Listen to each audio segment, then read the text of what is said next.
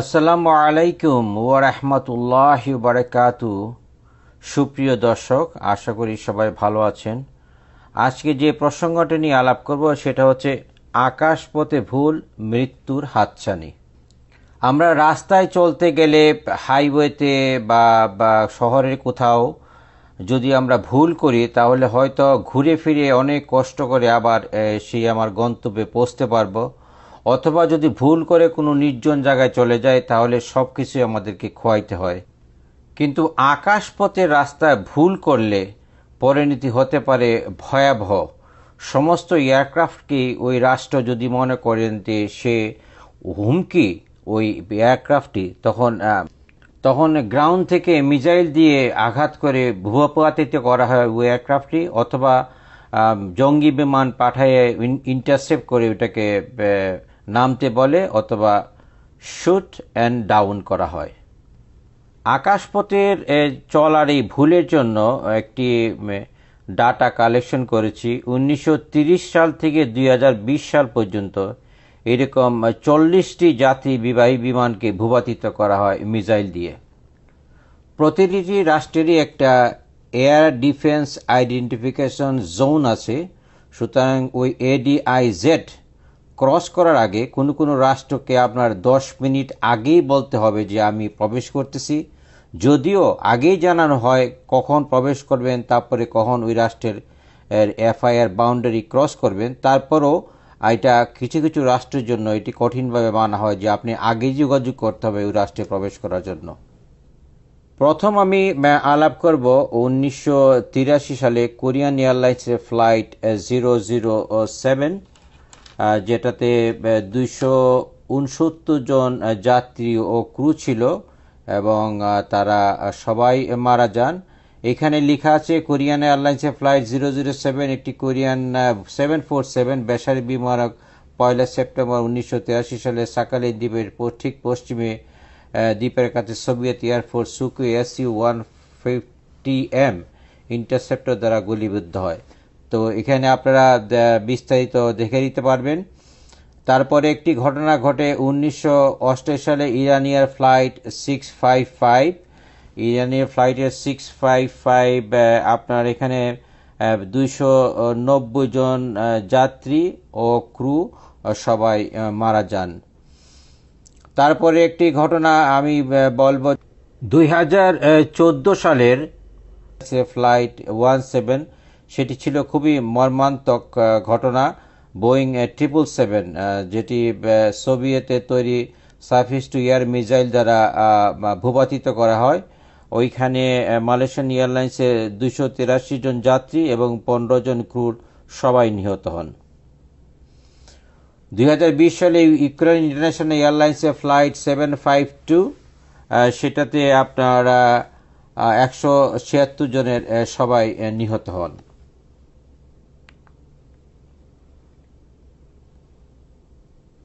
আকাশপথে রুট ভুল করা ছাড়াও প্রতিটা রাষ্ট্রেরই prohibited area, restricted area, danger area আছে। সেই প্রহিবিটেড এরিয়াতে আপনি কিছুতেই প্রবেশ করতে পারবেন না। আপনি যদি প্রবেশ করেন তাহলে আপনার ওই রাষ্ট্রের অধিকার আছে আপনাকে মিসাইল দিয়ে ভূপাতিত করার। ডেঞ্জার অ্যান্ড রেস্ট্রিক্টেড এরিয়াতে কিছুটা টাইম লিমিটেশন আছে, যে এই সময় প্রবেশ করা নিষেধ এবং হাইট রেস্ট্রিকশন দেওয়া থাকে। অন্যথায় যদি ডেঞ্জার এরিয়াতে হাইট হয়তো 20,000 ফিট আছে, কিন্তু কোনো এয়ারক্রাফট চাইলে ওটার উপর দিয়ে 30,000 বা 40,000 ফিট দিয়ে যেতে পারবে। পরিশেষে আমার দুইটি ফ্লাইটের ঘটনা দিয়ে আমি শেষ করব। সেটা হচ্ছে যে আমাদের যখন আগের সেই জেপসন ZF-3 প্রো ছিল না, আমরা যখন এয়ারক্রাফট থেকে বুঝতে পারতাম না যে আমরা কোনটা বর্ডার ক্রস করতেছি না। সেই অনেক দিন আগেকার ঘটনা। আমি ঢাকার থেকে চিটাগং যাচ্ছিলাম। পশ্চিম দিক থেকে প্রচণ্ড বেগে ঝড়ো বাতাস আসতেছিল, আমি ক্রমেশ বাম দিকে সরে যাচ্ছিলাম। একসময় আমাদের ঢাকার রেডার আছে, রেডার থেকে বলা হলো যে আমি ইন্ডিয়ান এরোস্পেসে প্রবেশ করতেছি এবং তা একটা ফ্রিকোয়েন্সি দেওয়া হলো 132-325 বা আমার ঠিক মনে নাই কোন ফ্রিকোয়েন্সি। বলল যে আমি অবশ্যই যেন কলকাতার সঙ্গে যোগাযোগ করি তাৎক্ষণিকভাবে। আমি চেষ্টা করলাম, যেহেতু আমার অল্টিটিউড অনেক কম ছিল, আমি যোগাযোগ করতে পারি নাই। প্রমাণত আমি আবার ঢাকাকে বললাম যে আমি যোগাযোগ করতে পারি নাই। তখন ল্যান্ড ফোন সিস্টেম ছিল, ঢাকা কলকাতাকে আমার ব্যাপারে সব কিছু বিস্তারিত বলল এবং কলকাতা ওই ইনফরমেশনটাকে দিল আগরতলাকে। তখন আমাকে ঢাকায় বলল যে আমি যেন আগরতলার সঙ্গে যোগাযোগ করি। আমি আগরতলার ফ্রিকোয়েন্সি 1204 বা 1203 এরকম একটা ফ্রিকোয়েন্সি যোগাযোগ করলাম। আগরতলা আমাকে সব এয়ারক্রাফটই যেটি নন শিডিউল কোনো এরোস্পেসে প্রবেশ করে তবে তাকে অবশ্যই departure, destination, registration number, altitude ইত্যাদি ইনফরমেশন দিতে হবে এবং স্কোয়াক নাম্বার। এই স্কোয়াক নাম্বার দিয়ে আপনার আগরতলার রেডারও আমাকে আইডেন্টিফিকেশন করতে পারতেছে আমি কোথায় আছি বা না আছি। তো কিছুক্ষণ পরে যখন আবহাওয়া ভালো হয় তখন আস্তে আস্তে আমি আবার বাংলাদেশি এয়ারস্পেসে আসি এবং ঢাকা আমাকে তখন বলে যে কখন ঠিক টাইমটাতে আমি এক্সিট করছি সেটার জন্য আমি আগরতলাকে জানাই। সেই হিসাবে আমি আগরতলাকে জানাইলাম এবং আস্তে আস্তে আমি আমার নর্মাল রুটে ফিরত আসি। আরেকটি ঘটনা, আমি ঢাকা থেকে সৈয়দপুর যাচ্ছিলাম। সারারের ঠিক পশ্চিমে 7 নটিক্যাল মাইল দূরে হচ্ছে ইন্ডিয়ান বর্ডার।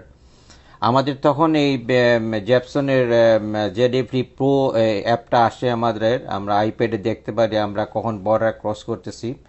সেবার আবহাওয়া আসতেছিল প্রচণ্ড বেগে পূর্ব দিক থেকে।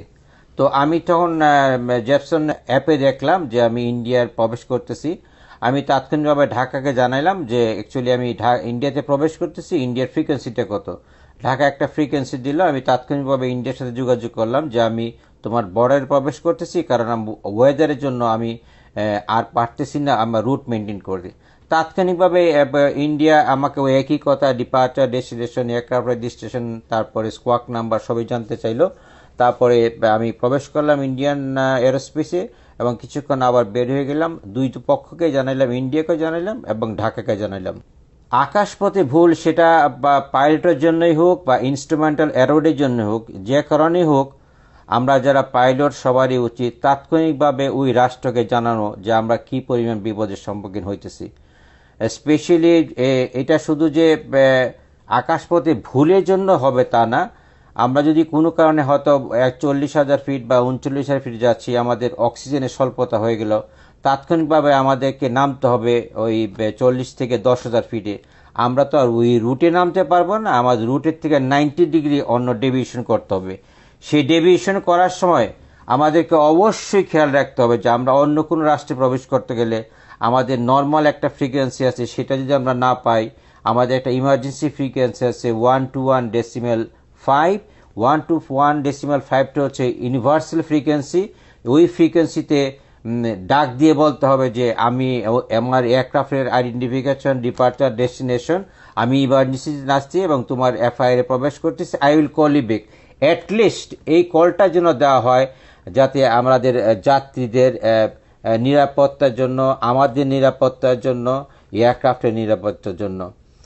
পরিশেষে আজ এখানেই। আপনারা সবাই ভালো থাকবেন। আমরা আরও সতর্কতা হব বিমান চালানোর জন্য। আল্লাহ হাফেজ। Mayday, Mayday, Mayday, Air Canada. 782, we have smoke in the cabin. Air Canada 782, departure, radar contact, climb to maintain 5,000, flighting 180. Flighting 180, climb 5,000, Air Canada 782. And Seabird 59 Tango, just for my confirmation, you declared Mayday? Seabird 59 Tango, AFIR Mayday declared incapacitated and very poorly pilot, so we need assistance on arrival. We should hopefully be on the ground in 15 minutes. 85, heavy contact departure, 1843, have we going? 80. Declaring an emergency. Giant 8585 engine failure, returning to the field. Giant 8585 heavy, roger. Advise the airport is sight, runway 4 right, or any runway of your choice. Your clear to land 1060 at 9. 8585 heavy. Local departure, Mayday, Mayday, Mayday, Philippine 113. We have an engine surge on the right engine, requesting immediate reland. Philippine 113 Heavy, SoCal departure, radar contact, maintain 5,000. And which runway did you want?